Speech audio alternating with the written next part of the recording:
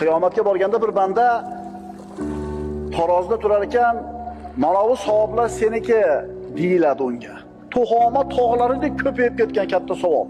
Haligini ko'rib turib banda xijolat bo'ladi. Bir xato bo'ldi-yu bu yerda. Adashib birodikini bizga hisoblashib yubordi-yu deydi.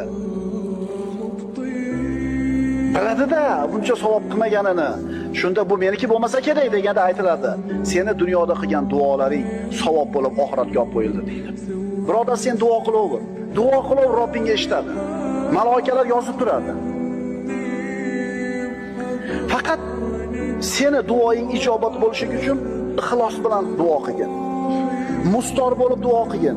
Allohga muhtojligini izhor qilgin. Haromdan uzoq bo'lgin va duoing ijobat bo'lishiga aniq ishongin. Albatta duoing ijobat bo'ladi.